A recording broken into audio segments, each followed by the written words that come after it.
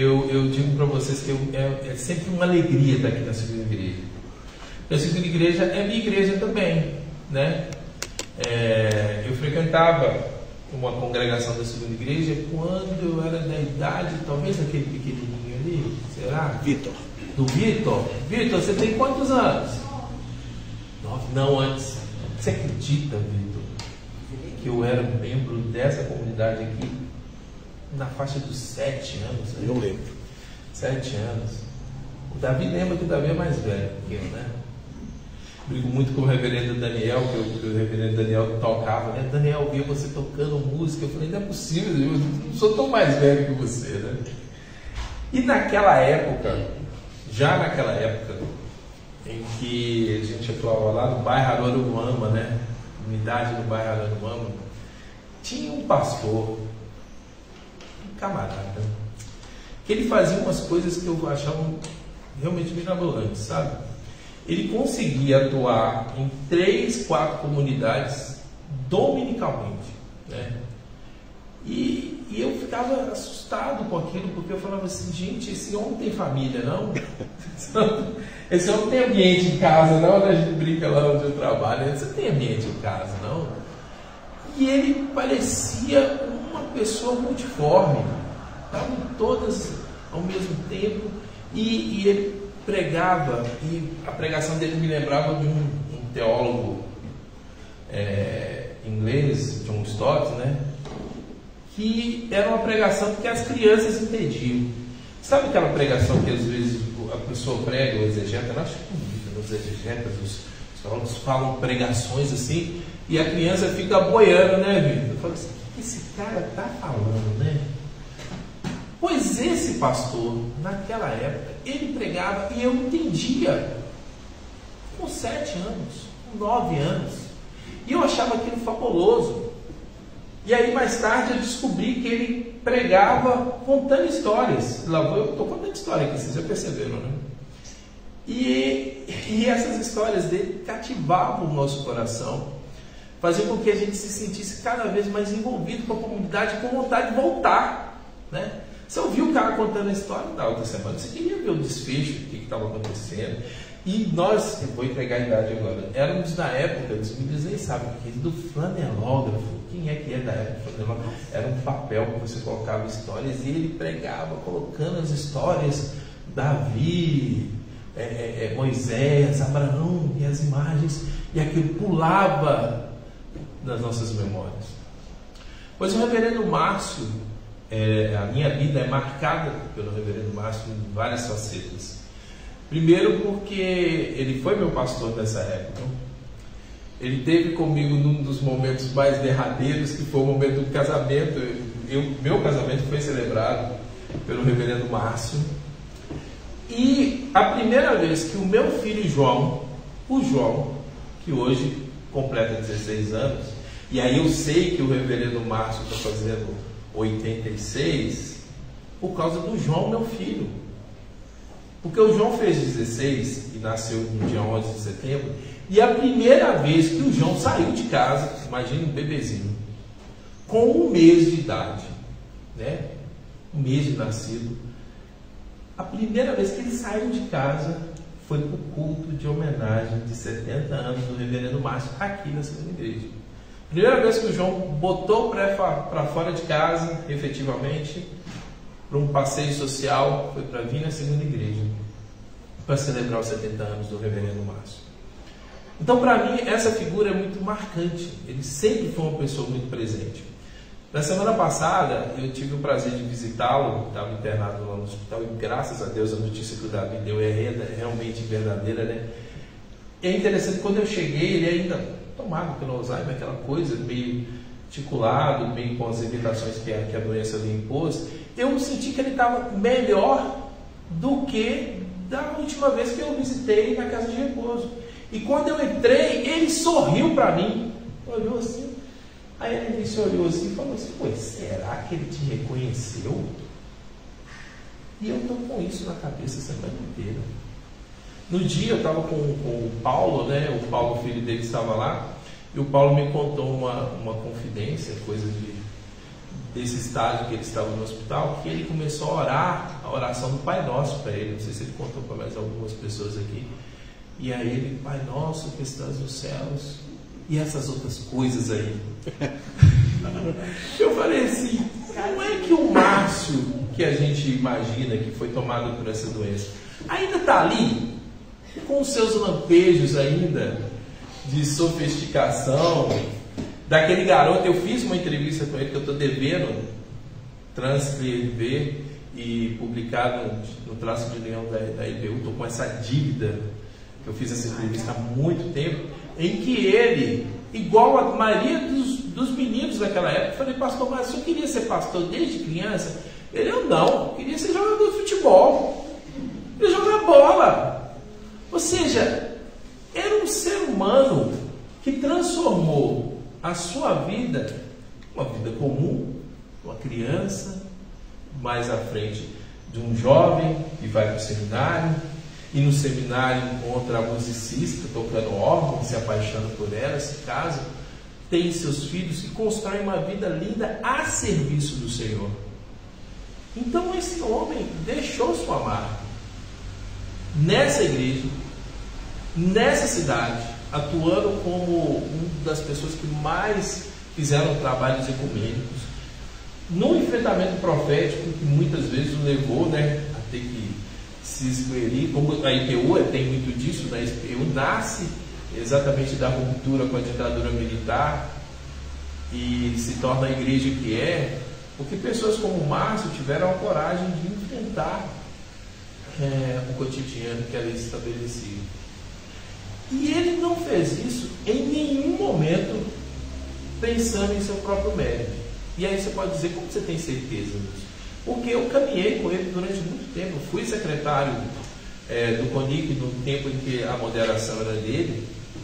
E a última coisa que eu vi no Márcio era soberba. E sim, só vontade de servir e adorar o Senhor. Então o texto desse domingo, e eu imaginando essa homenagem que eu faria, já que amanhã ele faz seus 86 anos, se me salvo engano, 86 anos, é um texto que tem tudo a ver com o Márcio. Por quê? Porque ele trabalha uma questão de mérito, daquilo que as pessoas podem confundir, e confundem muito, tá? Principalmente os pastores, com relação por que nós estamos aqui, para que somos chamados, qual é a vocação, por que estamos buscando ser pastores de ovelhas que necessitam entender a vontade de Deus nas suas vidas. O Márcio transformou isso em uma realidade viva a cada dia, a cada momento, a cada olhar, a cada oração, a cada visita, a cada casamento. E vai gostar de casamento, né? A cada celebração ecumênica, a cada encontro interdenominacional que ele participou, ele não trazia soberba, ele trazia carinho e trazia simplicidade de quem pregava para as crianças entenderem. Por isso eu convido a igreja, nesse domingo, a abrir as suas Bíblias no Evangelho de Marcos, no capítulo 10, de 35 a 45. Evangelho de Marcos, no capítulo 10, de 35 a 45.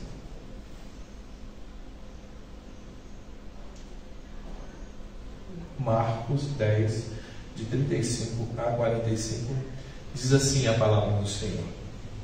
Então se aproximaram dele Tiago e João, filhos de Zebedeu, dizendo-lhes: Mestre, queremos que nos conceda o que vamos te pedir. E ele perguntou: O que queres que vos faça? E responderam: Permita-nos que na tua glória nos assentemos, um à tua direita e outro à tua esquerda. Mas Jesus disse: Não sabeis o que pedis. Podeis vós beber o cálice que eu bebo, ou receber o batismo que eu sou batizado? E disseram: Podemos. E tornou-lhe Jesus a dizer: O cálice que eu bebo, e recebereis o batismo em que eu sou batizado. Quando, porém, assentar-se à minha direita ou à minha esquerda. Não compete concedê-lo, porque é para aquele a quem está preparado. E ouvindo isso, indignaram-se os 10 contra Tiago e João. Mas Jesus, chamando para junto de si, disse-lhes: sabeis que os que são considerados governadores dos povos têm sob o seu domínio, e sobre eles os seus maiorais executam autoridade. Mas entre vós não é assim. Pelo contrário, quem quiser se tornar grande entre vós, será aquele que vos serve. Quem quiser ser o primeiro entre vós, será o servo de todos. Pois o próprio Filho do Homem não veio para ser servido, mas para servir e dar a sua vida em resgate de muitos. Essa é a palavra do Senhor para a nossa vida e existência. Amém. Amém. E amém.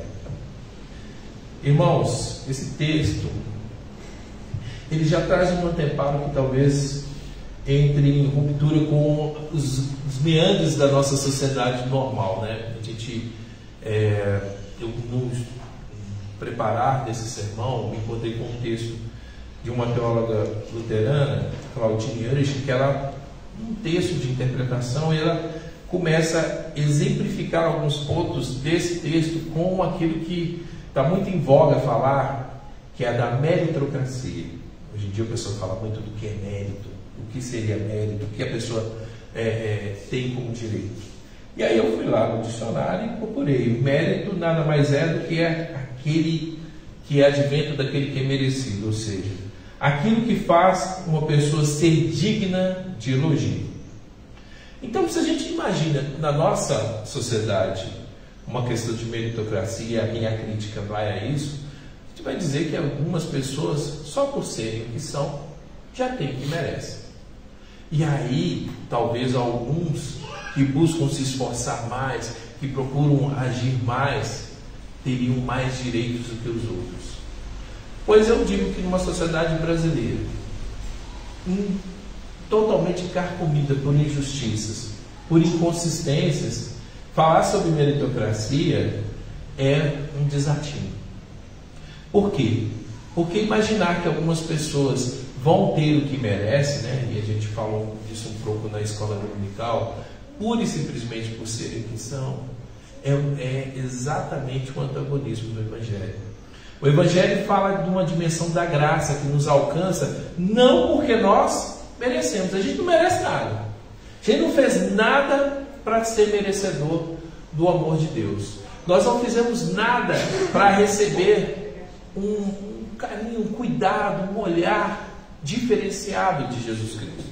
Muito pelo contrário, Jesus Cristo veio ao mundo para resgatar em nós a vontade de viver de homens caídos, de homens que não entenderam que o Deus que nos ama, o Deus que nos acolhe, Ele não faz isso porque a gente merece.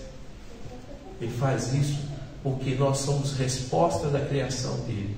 E Ele nos amou muito antes da gente até se entender por gente, né? Quando eu vejo as crianças aqui recebendo as orações, eu digo: crianças, Jesus Cristo ama vocês.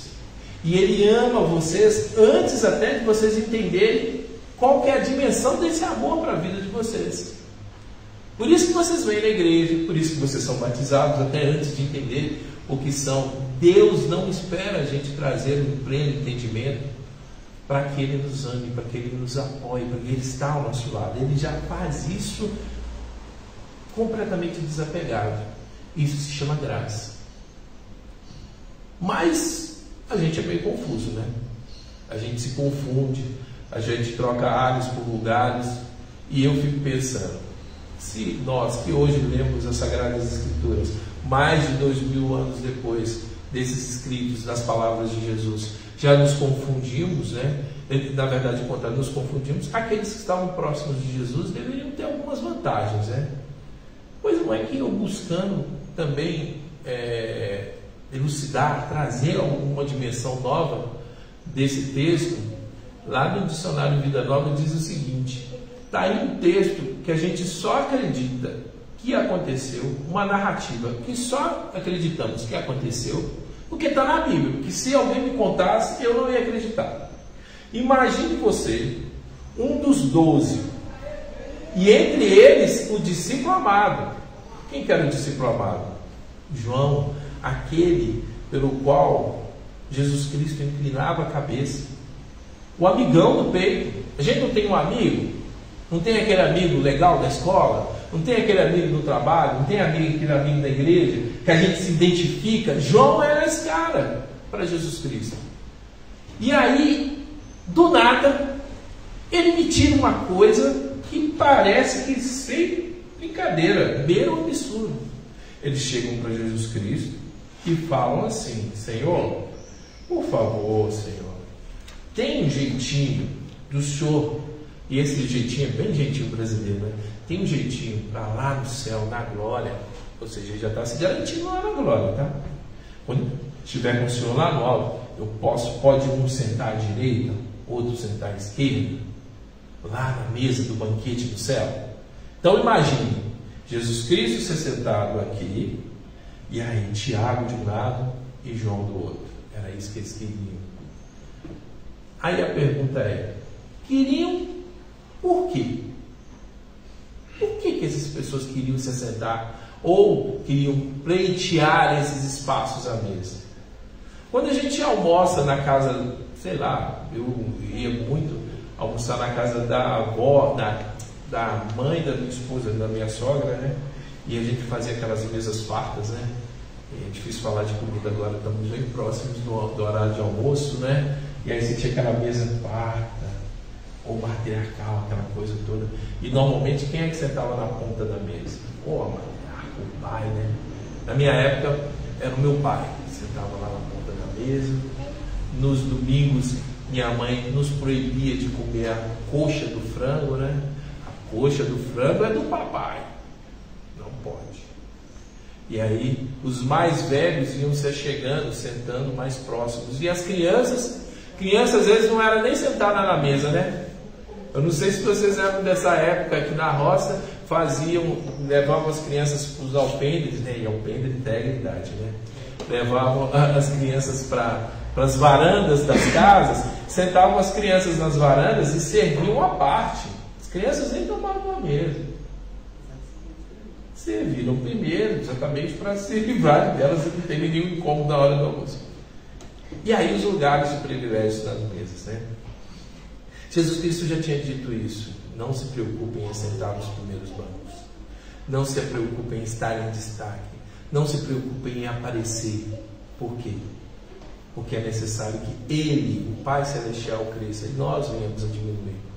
Quando esses discípulos de Jesus Cristo se aproximam dele e pedem essa reverência, ela traz um descompasso dos ensinamentos de Jesus Cristo. Jesus Cristo de cara, ele indaga: vocês sabem do cálice que eu vou tomar, a Santa Ceia, a refeição que vai ser servida para mim, a amarga refeição? Vocês sabem do batismo, o batismo de morte de cruz que eu vou ter que passar? Vocês acham que vocês podem passar por esse mesmo batismo? Vocês poderiam ser mártires? Vocês morreriam por essa causa? O que Jesus Cristo está dando para eles é: você morreria pela sua fé? Você estaria disposto a morrer por aquilo que você acredita? Você estaria disposto a morrer por aquilo que você aprendeu? Olha, que poucas pessoas eu poderia garantir que morreriam. Talvez uma das grandes discussões do nosso tempo, no primeiro século, era exatamente aqueles cristãos que, diante da dominação romana, negaram a sua fé, abandonaram a cristandade para se manterem vivos, porque eles, ser cristão naquela época era correr risco. Você poderia perder a sua vida se pregasse a palavra do Senhor. Pois o reverendo Marcos me contou histórias de tempos em Lavras, em que se você saísse na rua com uma Bíblia, você saiu na rua com a Bíblia, né? crente das antigas, terno, gravata, aquela coisa toda, saísse na rua com uma Bíblia, havia um perigo enorme de você tomar uma pedrada, porque havia uma perseguição muito grande, principalmente no interior das Minas Gerais, aos bíblias, aos protestantes, aos evangélicos. E aí esse homem, mesmo diante desse desafio, se torna pastor. Aquele que inicialmente queria jogar bola, queria ser jogador de futebol, foi iluminado pelo Espírito Santo de Deus. E num dado momento ele assume um compromisso de se tornar servo. Eu não consigo vislumbrar o reverendo Márcio fazendo uma pergunta como essa a Jesus Cristo, porque ele sabia o seu lugar. E Jesus Cristo, quando se aproxima daqueles que indagaram isso, ele diz assim: não me compete definir qual é o seu lugar à mesa do reino dos céus. Não nos compete saber qual é o nosso posicionamento na mesa do reino dos céus. E aí eu vou dar um testemunho pessoal. Eu nunca sonhei em ser pastor. Nunca imaginei a minha vida atuando como uma pessoa que fosse ministrar a palavra, que estivesse na linha de frente. Nunca teve nos meus planos, sabe? Sempre quis atuar na igreja, mas eu nunca fiz isso com essa intenção de um dia assumir um posto, né? Tem gente que fala, desde criança eu queria ser pastor. Não era o meu caso. Também não queria ser jogador de futebol. Mas eu pensava em seguir os caminhos do meu pai. A gente pega muito essa referência, né? Eu sou ainda daquela geração que pega muita referência de pai e mãe, né? Eu quero ser o que meu pai é, quero ser o que a minha mãe é. Era um pensamento que as crianças tinham muito, né? Hoje a gente tem um imaginário muito mais amplo, então as crianças querem ser ainda jogador de futebol, mas tem gente que quer ser astronauta, quer ser um monte de coisas. Pois eu queria ser engenheiro civil, né? E a minha primeira formação foi em administração. Meu pai se sentiu decepcionado com isso na época, porque ele sonhava em ter um filho engenheiro. Mas independente de qual papel ocupar, a minha referência foi deixar que Deus me mostrasse o lugar na mesa. Porque eu não podia ter a petulância de dizer para Deus o que eu quero, o que eu não quero.